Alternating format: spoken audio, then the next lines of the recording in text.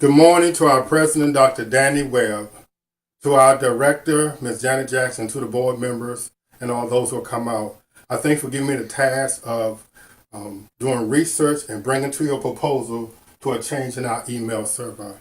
The Novell has served us over the past years. We are looking to upgrade and improve for our future.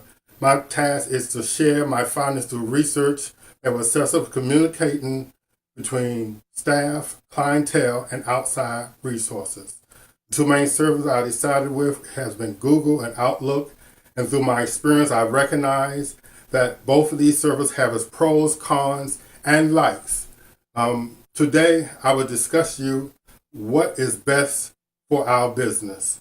I have looked at many different areas, but the 7 I chose to use today is pricing, problems, emails, documentation, storage, organization, and security. Now let's look to the pricing aspect because we want the best for our buck.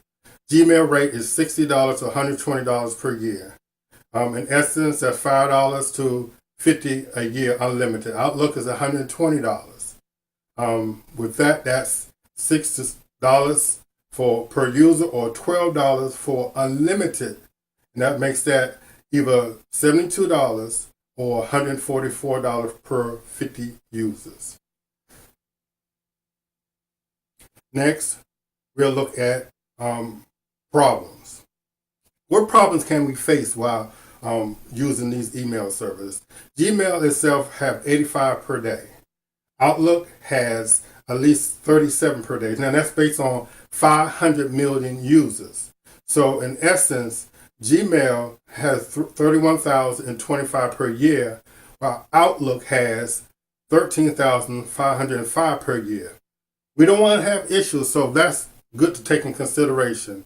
Next, we look to our email and restrictions, offline restrictions. How do we use our email? Now, I like Gmail, will let you see your messages when you're applying to them. So that means when you pull up your message and you want to reply, the box that's on the left is your reply, and a pop-up goes to the side that you can still see your reply. Outlook does not have that. But one thing Outlook does have, they're large, they're clean, and easy to use. So that's the difference with those two. But I like it for the spec for restriction. You're only allowed a month, but with Outlook, you're allowed to do it whenever. Now with documentation, that's again another important part that we want to talk about. Most people still use Office. So with Outlook using Word, Excel, PowerPoint, SkyDrive, and web apps, that's great because it lines in to our Office because we don't use word processor. Google Gmail use Google Apps, Drive Suite, and Google Docs.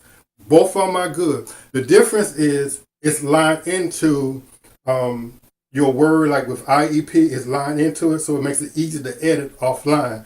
And Gmail, you have to do with Google Doc. You have to download a zip, and that's the best way for you to put it all together so you can use. So both of them good, but right now I give that to Outlook. Okay. Next on our agenda is storage. You don't want to be able to download stuff and all of a sudden you can't do anything else. You have to delete and add on. Gmail give you 10 gigabytes, but if you line it up with Google Doc, you can get up to 15 to 25. Outlook is unlimited. If you line up with attachments, you can get up to 300 megabytes of attachment if you line it up with your SkyDrive. Gmail, the biggest attachment you can get is 25 megabytes. So in sending things, that's good with your attachment, and storage, being unlimited is very beneficial. The next we're going to talk about organization. Gmail uses what we call a high priority inbox. So it have different labels and colors, and everything goes into a certain box. And to me, that could be sort of cluttered and hard. With Outlook, they have an organization automatic. It's one color, and they use what we call a labeling, which is sweep, which is pretty good to me because it seemed easier to your eyes to look upon and to work out. I've used Gmail and all different colors. It really turns me off from using it further. So I would go with Outlook from that perspective and how comfortable it is for you to look at and how comfortable with your eyes. Next, we're going to talk about security because spams and stuff, you don't want that to happen in the office.